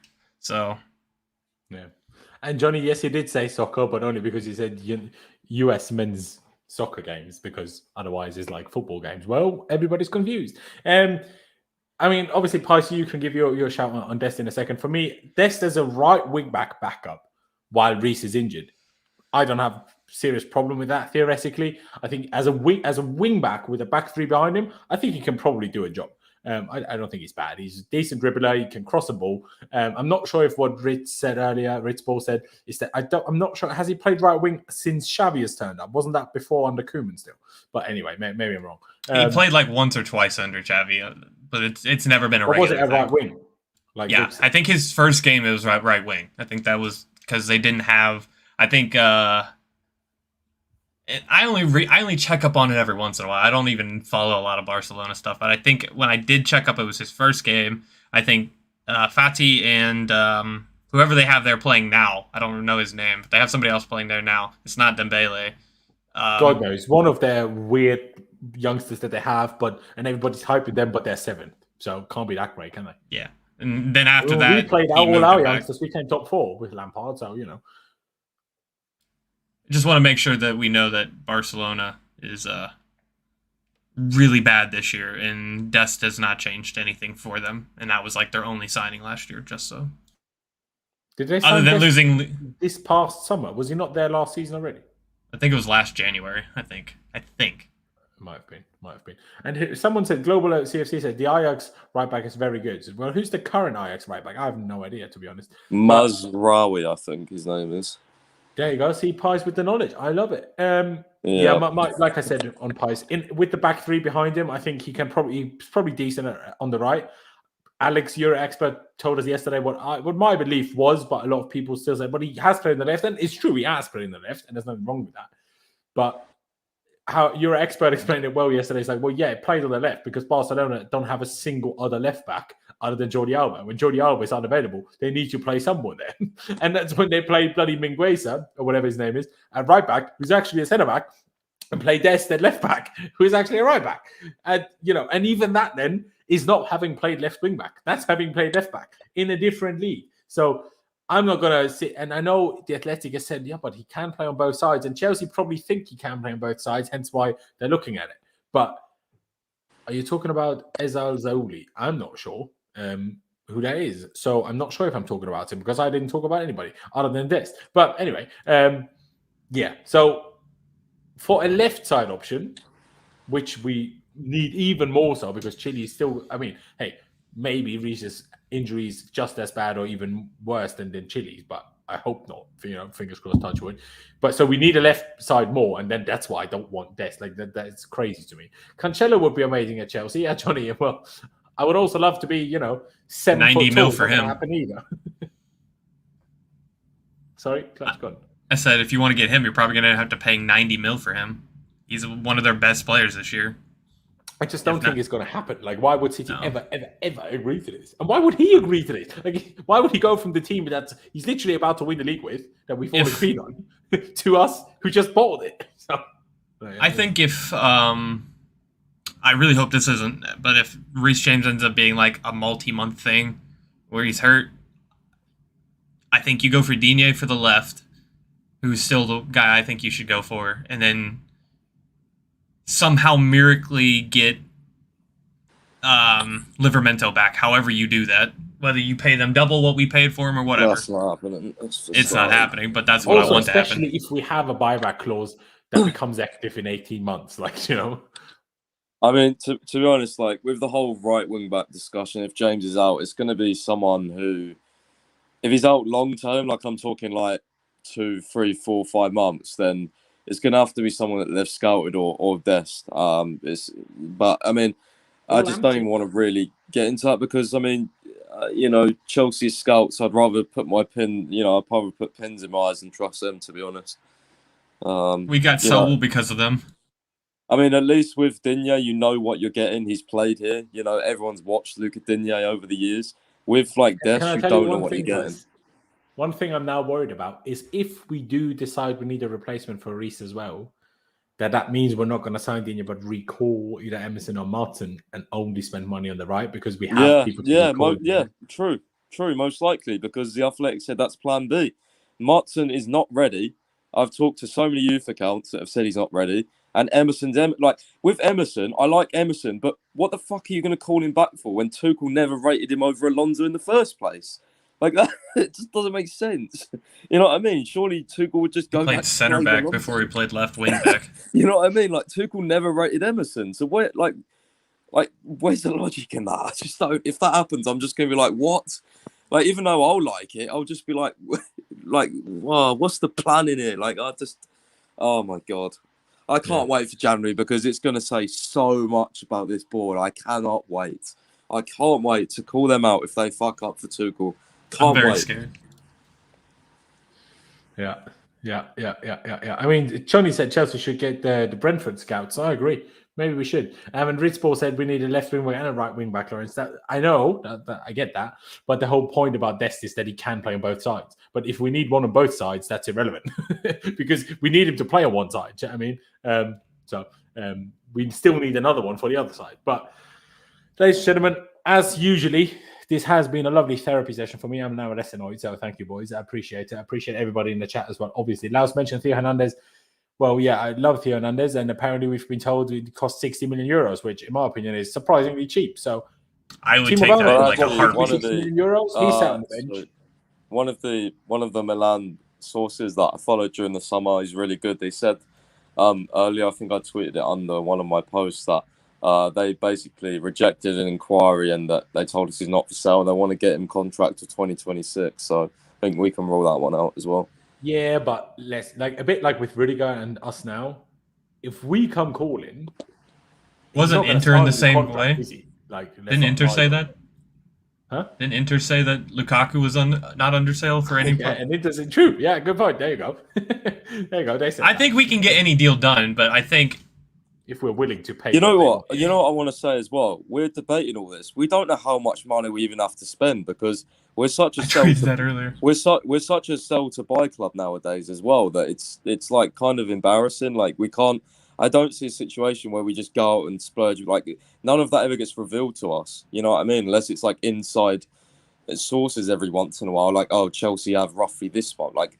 I don't know. Like no one knows. That's why. Like I think we have essentially, however much we can do with financial fair play, which is still lessened with the Rona all around the world. So I think if Roman wants to, like he wanted to do 2 years ago, we have essentially unlimited funds. But obviously, if we want to stay within the club's funds rather than Roman injecting some extra, then obviously that's a different situation. But that's the part we never know. Sorry, because 2 years ago, Roman, or 18 months ago, Roman did put some extra money in to make those. Yeah, like Laurenz, I just want to ask you this, and Clutch as well. Like, tell me right now. I just want a yes or a no. Would you like if we negotiate a loan for Digne, and basically we have to pay? Would you buy Digne for like 25 mil just outright? Yes. Would you buy him? Yeah. Yes. Yeah. You know what I think? I don't think Chelsea would. That's the problem. No, I agree. That's the problem. I hope I'm wrong, but I don't think they will. Digne, unlike a lot of people, unlike a lot of signings that we make, makes sense because he can play either left wing back or he can play left back. So it's not like if you do end up changing managers like Chelsea tends to do at this time period when things aren't going correct for that the way the board or Roman wants. He makes sense as a signing all around because he can play left back, he can play left wing back, and then when Chilly's back, you have a competition. Yeah, and I think that's how you get good depth in areas. And I also think just this fan base and the board in general, I think a lot of people are just too, don't do that, or, maybe it will affect this. Like, just do it. Just do it, please. You know what I mean? But at the same time, this whole just do it approach is why we sit here and still pay Bubba Rahman £86,000 a week. No, it's true. But like, I'm £100,000 a week. I'm not talking about like those dead players. I'm talking about like good players like Digne. Don't haggle over a fee if like he's a solid Prem left back. Bubba was good at Augsburg when we first signed him. I don't know. You get what I mean. Like in the summer, Hakimi, right? Everyone was like, "Oh, we should pay 50 mil and not 60 mil." Like, shut up. You know what I mean? But we know in hindsight that wouldn't have changed anything. He went to PSG because of his family anyway. So. Yeah, but I do think there was still a deal to be done if we did it early enough. Not gonna lie. Maybe. But who knows if we would have still got Lukaku then? You never know. Kunde as well. Guys are saying don't pay his release clause, pay 55 mil. In the long term, Sod off, man. Like in the long term, what's 68 and 55? What's the difference? Like, you know what Chelsea I mean? charge £5.70 for a pint at Stamford Bridge. They can pay I buy 10 million more for a buy pint. chicken strips, a water, and like that's like fucking £8. You know what I mean? Do you know what I mean? Like there you go. That's literally. So they can afford plenty. They can afford all the plenty. And just to who said it? Aren't they raising ticket prices too next year or something like that? Yeah, they are. Yeah. So Quite it's not like as well, by the way, not just by a little bit. Yeah, it's quite a lot. Because they haven't changed them in a fair few years, which fair play to them, they haven't. But that doesn't. The whole not raising them in a few years doesn't then justify you raising it so much like everybody did over the last few years. That defeats the whole point in the first place, boys. But anyway, who said it there? Johnny said, I wouldn't buy him. Loan is fine. Yeah, but the point is that Everton might not agree to a normal loan. They might not even agree to an option to buy. They might do an obligation to buy. And I'd buy him just to get rid of Alonso. Loan an obligation or just buy or don't get it. And if that's my options, then I'm buying it or do the loan with obligation. I mean, loan's great, but if it comes to my point was if we get sort of to, I don't know, say we negotiate in the first week and it comes out they want a sale. If Chelsea just ignore that and just don't buy him, then I'm like, why? You know what I mean? Doesn't Milan want both Alonso and Ziyech? What's up? Doesn't Milan want both Ziyech and Alonso? Milan. I don't know about Alonso, but Ziyech previously, yes, but only on loan. They wanted Alonso under Kante. I'm not sure if they still do, to be honest. But John, I don't know. I'm talking about AC. Didn't AC want them? Didn't we? I thought I heard they wanted. Why would they want him? They've got Theo Hernandez, bro. Well, as a backup. I thought they said they wanted him as a backup. But the thing is with Alonso, his wages are so high. Earns less than he does with us. I doubt it. Well, the point I was getting to is we'll give them both them and then 50 mil, and then we'll take Theo off their hands. How about that? Yeah. My only suggestion to Everton is they apparently want Barkley, so have Barkley for free. You just have him. I don't care. Give us $1 million if you want, right? Do you know what I mean? Just have him, take him, and therefore, because we give you Barkley for nothing, we can loan Digne with an option and then decide ourselves whether we want him or not. I think that's fair. I think that's nice for everybody. And the other part of that is if we loan him until the end of the season, even if we theoretically did that, Ben Chilwell is not going to be ready to play again at the start of next season. If he's taking surgery now, he's not going to be ready to play at the start of the season. The guy, unfortunately, is unlikely to even make the World Cup. I mean, he will be fit before the World Cup, but he won't have enough game time before the World Cup to probably be called up to the World Cup, which makes me feel so bad for him, honestly. I really hope the whole rehab process goes quicker and a miracle happens and he plays at the start of the season and he goes to the World Cup and everything's great. I really hope that for him. But chance I won't. So then, if we only loan Digne, then we're in the summer in an identical situation where we only have Alonso and we are desperate for anybody. While I would much rather just, get Theo Hernandez in the summer, and then I don't give a shit. If we can have Danny Drinkwater sitting at Reading, if we can have Bakayoko all over the world, we can have Digne set all over the world. Just don't give him a 5-year contract, give him a 2-year contract, and then who cares? Right? I know that's just me, and I'm not in charge of the money. So obviously, it's easier for me to say that than for them to say that. I get it. But, Man City, I said this the other day. Man City's right-back options are Kyle Walker and Cancelo. So, who's telling me we can't have Chile and Hernandez? And like I said, Timo Werner is a 60 million euro bench player. So why couldn't Ben Chilwell or Theo Hernandez be a 60 million euro bench player? We have a lot of $60 million bench players, to be fair. We do. Well, 2, but yeah.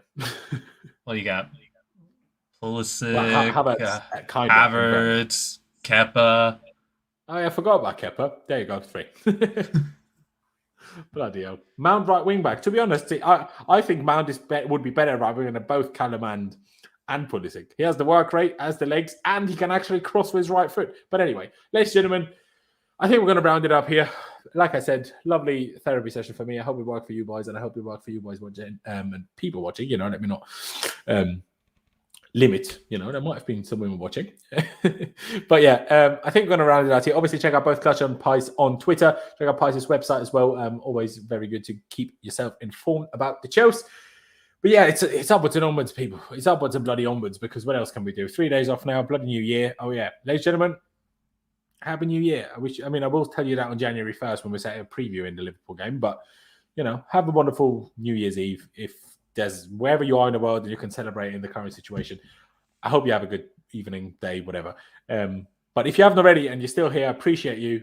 Be sure to subscribe. We're on the road to 15,000 subscribers, so every new subscriber counts. So please do subscribe. That'd be fantastic. Smash the like button for me as well, even though we did quite well on likes today. But if you haven't yet, go down below, hit that like button for me. That'd be massively appreciated. But yeah, ladies and gentlemen, appreciate every single one of you that has tuned in today. Thank you guys for watching. Up the Chelsea, upwards and onwards, and I'll see you next time.